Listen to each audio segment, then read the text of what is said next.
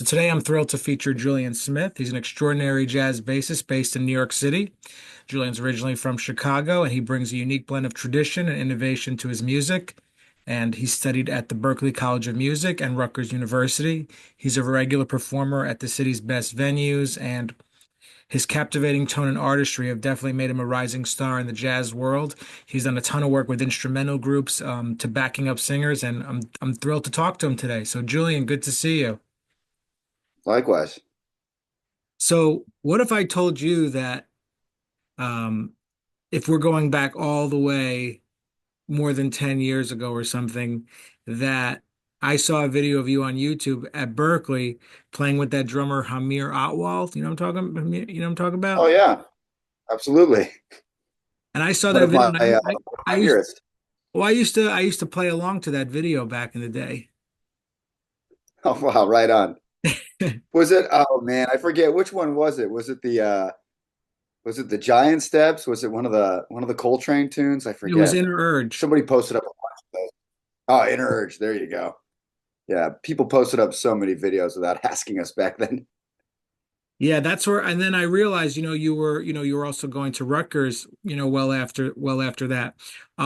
So, talk to me a little bit about, you went to Berkeley, obviously, and it's great school. We don't have to go into all that, but what prompted the decision to go to New York and get your master's and just how the journey sort of got started after Berkeley. Yeah, well, New York wasn't a part of my plan. I think, Hamir is from San Francisco, and him and I had talked a lot about relocating somewhere together when we graduated. And San Francisco seemed at the time like a great choice, but by the time we had graduated, the tech industry had taken over, and it was like really not a musician affordable place anymore. And at the same time that was happening, Conrad Herwig, who was like the head of the Rutgers department at Mason Gross, he offered me a really good deal that I couldn't pass up. So I just went for it. So did you know that like who you would be studying you'd be studying with Mike Richmond and everything, or just kind of like didn't Had know too no much? idea.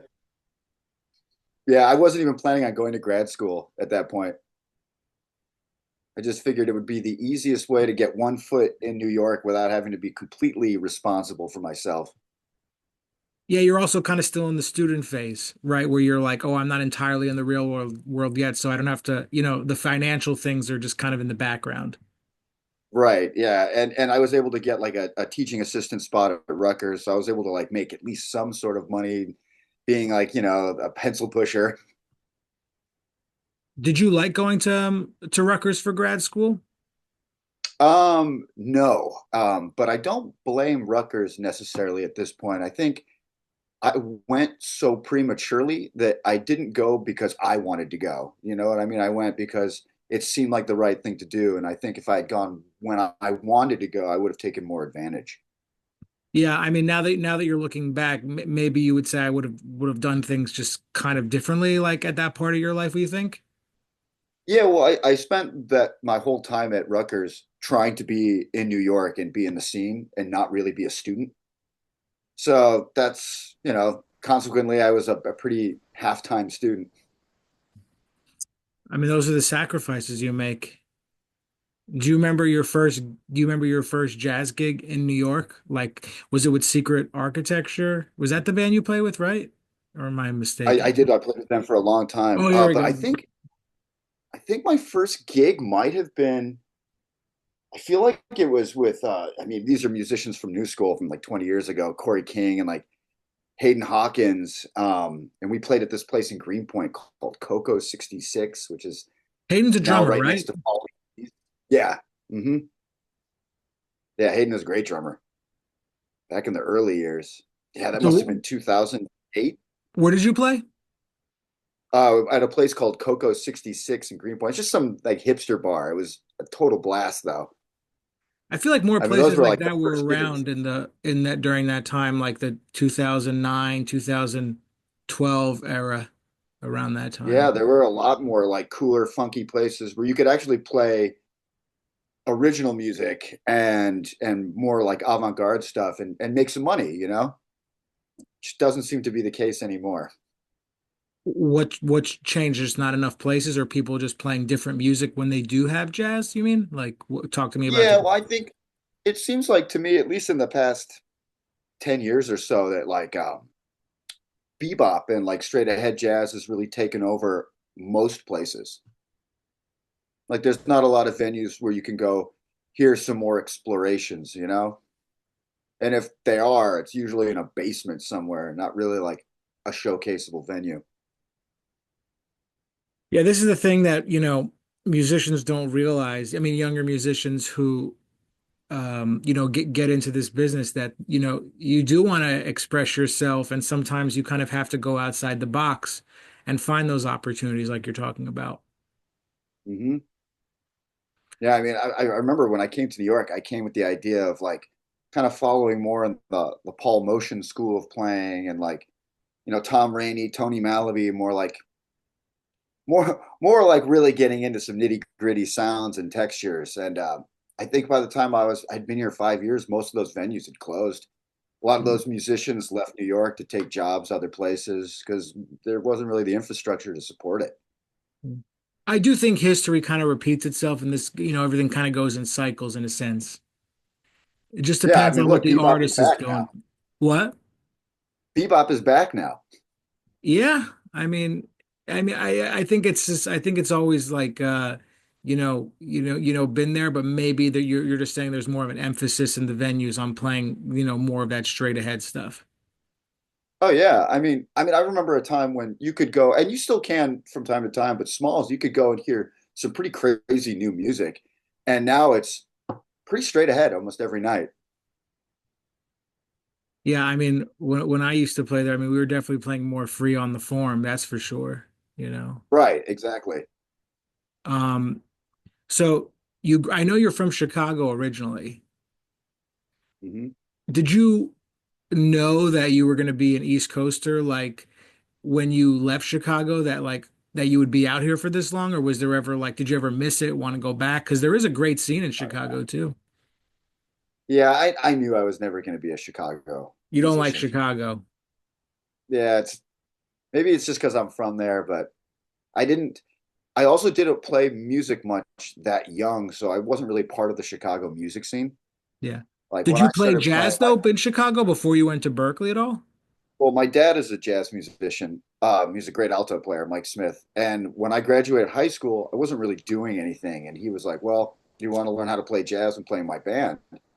So I did that for 2 years before I went to Berklee. So you just worked with your dad jazz 2 years, then went to Berklee. Yep, That's awesome. it was a way to do it for sure. I had played nothing but like punk rock and ska before that. So you were like just playing tunes with him at places, that sort of thing? Yeah, he had like a really good long-standing jazz gig at this place, Andy's, in downtown, and Oh, he had a yeah, it's a quintet. famous place Yeah, and I played there every Thursday with him for 2 years. before Berklee. Hmm. So then you go to Berkeley, and you've already had the experience, working. Did that make you feel like, oh, like I just want to get back out there and play the way I was with my dad? Or you're like, when you're at Berkeley, was more like, oh, I just need to be around the musicians and gain that experience, like, and just to hang, what I'm talking about? Yeah, it's funny. I felt like because of my working experience, I had some things that my peers didn't have together, but a lot of my peers had been studying jazz since they were like 10. Mm. So they knew a whole lot more than I did about the history, different styles and everything. Because my dad is mostly a hard bopper, straight ahead player. So like he's coming from that school. And I was like, oh, okay, here's Keith Jarrett. Oh, okay, here's Paul Motion. Like here's all this other stuff that's happening. And like or the stuff that was currently happening, like Rosenwinkel and Brad Meldau and all that. I didn't know anything about that stuff. So I was like, oh yeah, okay, cool. Feed me the info, guys. Yeah.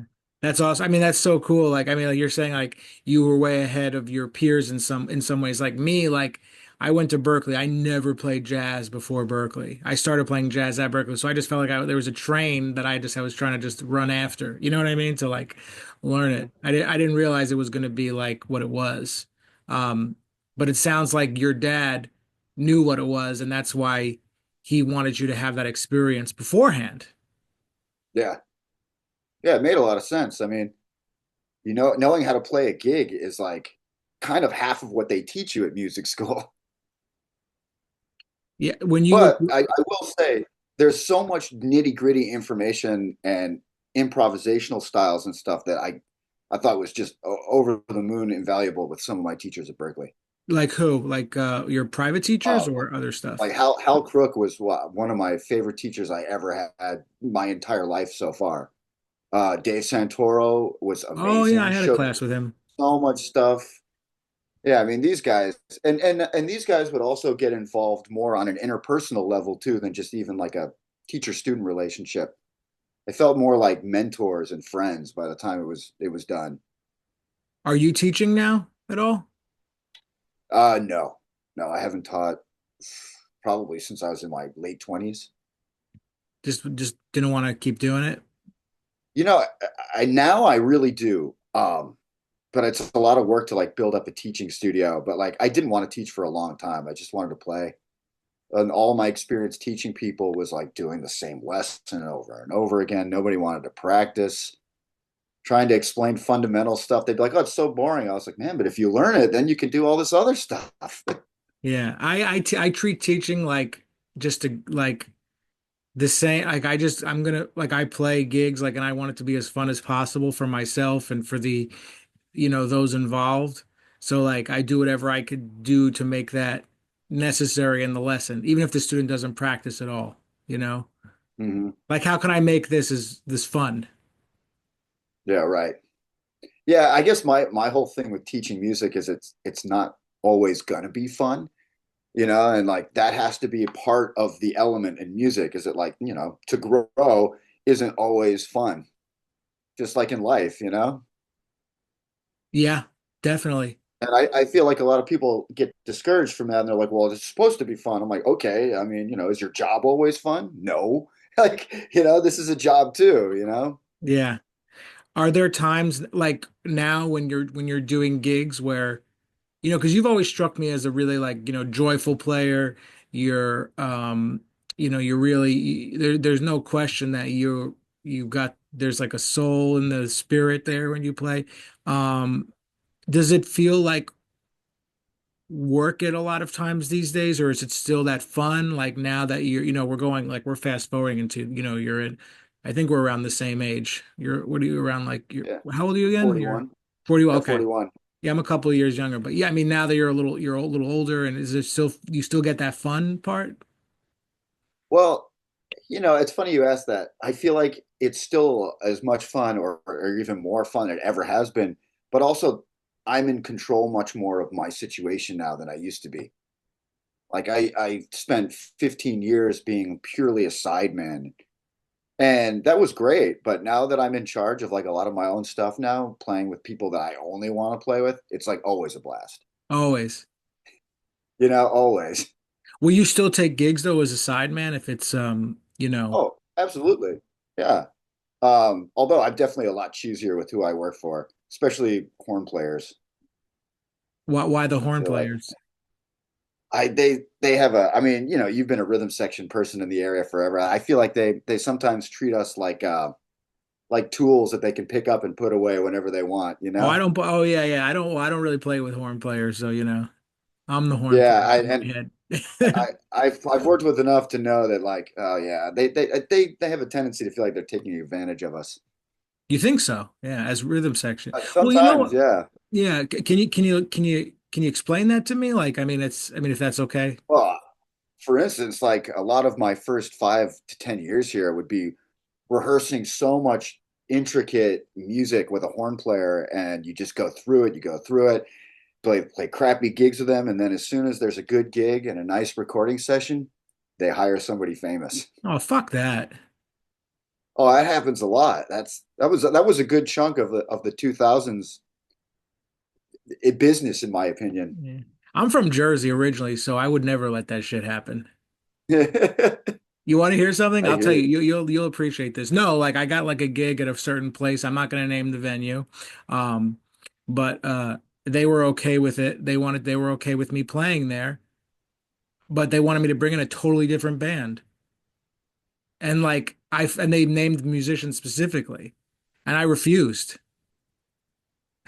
I respect that. I respect that a lot. Honestly, it's And that the one of the money things was that, there to do it. The money was there to do it. I could have hired these players, but I'm like, I'm not doing that. That's wrong. yeah, it's These so people have been playing frustrating with me too. for what? It's so frustrating that they do that because ultimately, at the end of the day, who cares? You know, Yeah. like who really cares? You really think that hiring those people is going to make that much more of a difference at like your club? No, they'll be no, it really won't make a difference. No, it really won't. So it's like enforcing all this stuff for what? I don't get it. Well, it's this And is if you never let people come up, they never come up. That's really what it comes down to. If you're keeping people down, what's the point of that?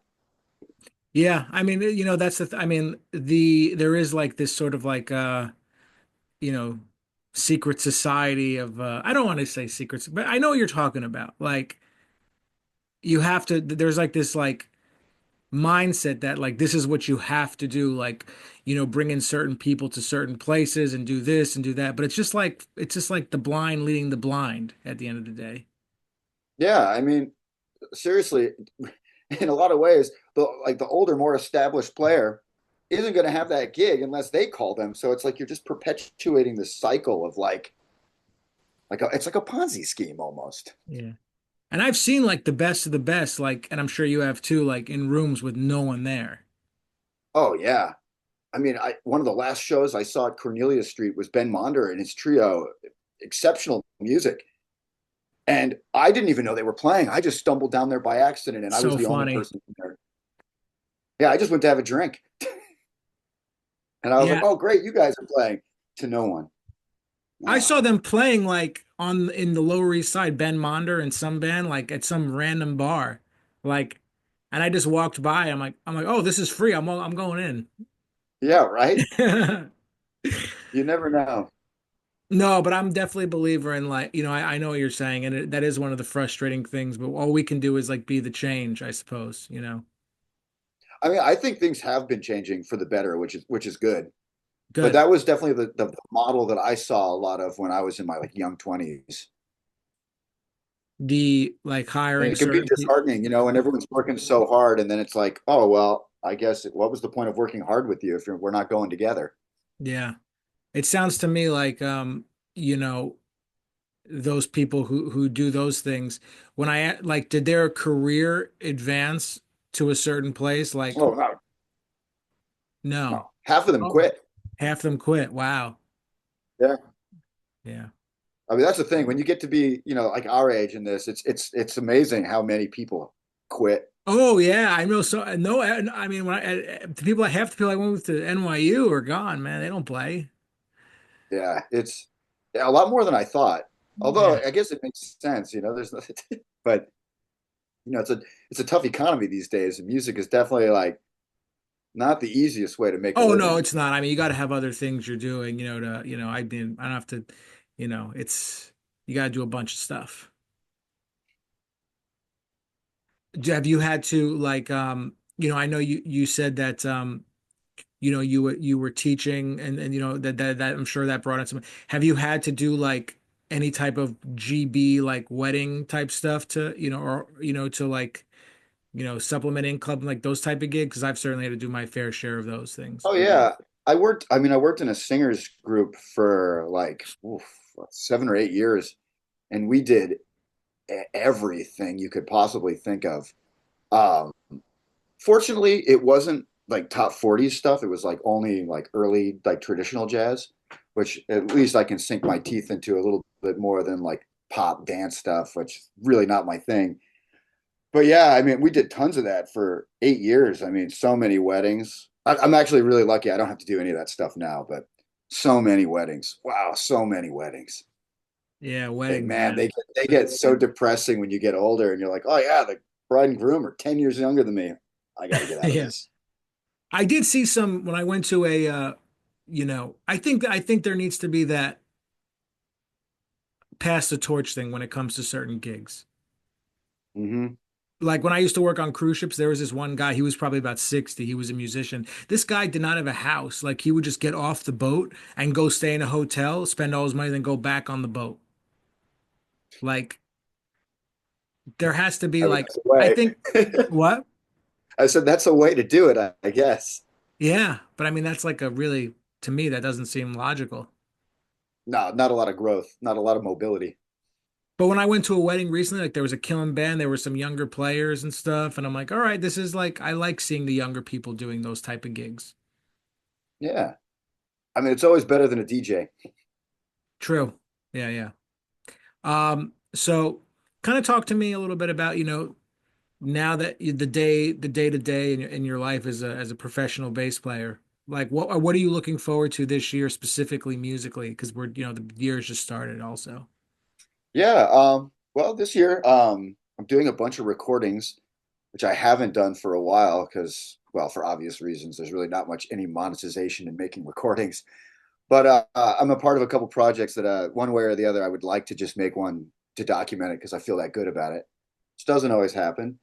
But I've been working a lot with these two younger guys. One of them from Arizona, and one of them's a young dude from Massachusetts who also went to Berklee.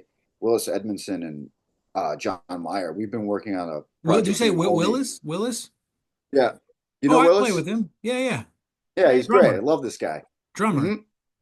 Yeah. He's the man. So we've been doing a project all Thelonious Monk, really trying to like make the guitar trio sound like Monk, Yeah, and it's been a lot of fun.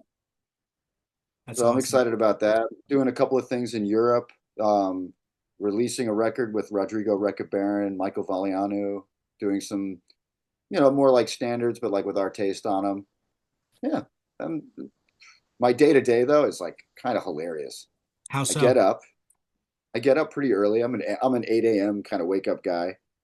Hang out with my dog for a little while, do about 2 hours worth of housework, and then I just play along with recordings for 2 to 3 hours, take a nap, and then go to whatever gig I have. I love it. That's Yeah, pretty much every day. yeah, that's great. I love that you're like, yeah, I got to take care of my house for 2 hours. You know what I mean? Because yeah, that's Yeah, another usually story. I just bump the stereo, and then whatever inspired me the most while I was cleaning is what I'll practice to later. No, Julian, this has been great. It's so great to catch up with you, and and I'm really happy to hear that you're doing that project with Willis because he's great. He Oh subbed on a man, gig I really? did with him, and he was great to work with. So Yeah, uh, the Eurasian has a good attitude. great attitude, right? They have a really good attitude. Yeah, they're We're really positive. They're happy to be there. In fact, I feel like they're even happier than my generation was. Yeah, you got to be happy to be there. I mean, we're choosing to be there, aren't Definitely. we? Yeah, Although, we are. where can everybody find your Instagram, social media and stuff? If you want to plug that, or we can find Yeah, you. I mean, I'm at Julian Smith Music on Instagram, but I don't know how much longer I'm going to be using these platforms. The only problem is there's not other good ones to fall back on. But yeah, these platforms are not serving us, I don't think. No, they're not. I mean, I could we that's another conversation. Yeah, that's a lot of other conversations. No, all right, man. Thanks so much for doing this. Yeah, absolutely, my pleasure. Hopefully, we'll end up on a gig together soon. Let's do it.